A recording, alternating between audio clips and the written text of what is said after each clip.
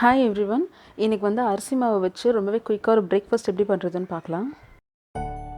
அதுக்கு நான் ஒரு பவுலில் 1 கப் அளவுக்கு அரிசி மாவு எடுத்துக்கிறேன்.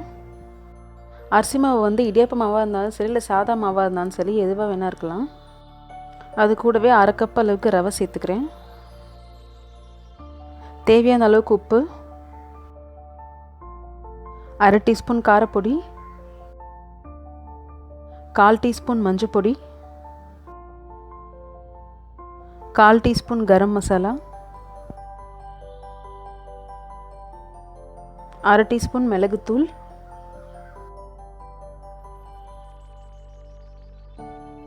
இப்போ ட்ரை இன்க்ரீடியன்ஸ் எல்லாத்தையுமே வந்து ஒரு விஸ்கர் வச்சு இந்த மாதிரி ஒன்றா மிக்ஸ் பண்ணிக்கலாம். இது கூடவே நான் 1 கப் அளவுக்கு தயிர் சேர்த்துக்கிறேன். தயிர் சேர்த்து ஒரு வாட்டி நல்லா கலந்துருங்க. அதுக்கப்புறமா கொஞ்சம் கொஞ்சமாக தேவையான அளவுக்கு தண்ணி விட்டு நல்லா திக்கான மாவை கரைச்சிக்கலாம்.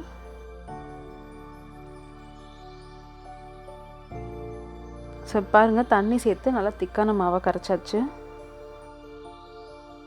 இது கூட இப்போ வந்துட்டு நான் 2 மீடியம் சைஸ் வெங்காயத்தை பொடியாக கட் பண்ணி வச்சுருக்கேன், அதை சேர்த்துக்கிறேன். ஒரு சின்ன தக்காளி பொடியாக கட் பண்ணது, ஒரு மீடியம் சைஸ் கேரட் நல்லா பொடியாக திருகுனது, 1 டீஸ்பூன் இஞ்சி, 2 பச்சை மிளகா பொடியாக கட் பண்ணது. எல்லாத்தையும் ஒன்றா நல்லா கலந்து விட்டதுக்கப்புறமா நான் 2 பிஞ்ச் அளவுக்கு பெருங்காயத்தூள் சேர்த்துக்கிறேன்.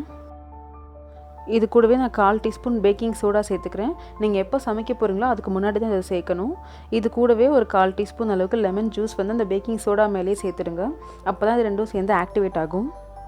இந்த பேக்கிங் சோடா ஆக்டிவேட் ஆகி நல்லா நுர வந்ததுக்கப்புறமா வந்துட்டு ஒரு கரண்டி வச்சு நல்லா கிண்டிக்கலாம். இதை இப்போது ஒரு இரும்பு தோசைக்கல்ல நான் வெங்காயம் வச்சு நல்லா ரப் பண்ணிக்கிறேன். 1 டீஸ்பூன் எண்ணெய் விட்டுக்கலாம். இப்போ அந்த எண்ணெய் மேலேயே இதுலேருந்து ஒரு கரண்டி மாவு எடுத்து ஊற்றிக்கலாம். ஸ்ப்ரெட் பண்ண வேண்டாம், ஜஸ்ட் ஊத்தப்ப மாதிரி ஊற்றுங்க. இது வந்து நீங்கள் ஊற்றின கொஞ்ச நேரத்துலேயே பார்த்தீங்கன்னா நல்லா வந்து பபிள்ஸ் வர ஆரம்பிக்கும். நல்லா பபிள்ஸ் எல்லா இடத்துலையும் வந்ததுக்கப்புறமா இதை திருப்பி போட்டு இன்னொரு பக்கம் வேகிற வரைக்கும் நல்லா குக் பண்ணிக்கலாம். 2 பக்கமும் வெந்து உங்களுக்கு இந்த மாதிரி ரெட் ஸ்பாட்ஸ் வர ஆரம்பிக்கும். அப்போ வந்து இது அடுப்புலேருந்து எடுத்துட வேண்டியது தான்.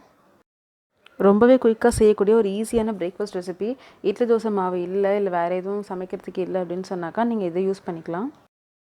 இதை நீங்கள் அப்படியே சாப்பிட்றதா இருந்தாலும் சாப்பிடலாம். அப்படி உங்களுக்கு ப்ளெயினாக சாப்பிட பிடிக்கல அப்படின்னு சொன்னாக்கா வந்து நீங்கள் சட்னி இல்லை சாம்பார் இது கூட சர்வ் பண்ணலாம். அண்ட் ரொம்ப டேஸ்ட்டாக இருக்கும். கண்டிப்பாக ட்ரை பண்ணி பாருங்கள். தேங்க்ஸ் ஃபார் வாட்சிங்.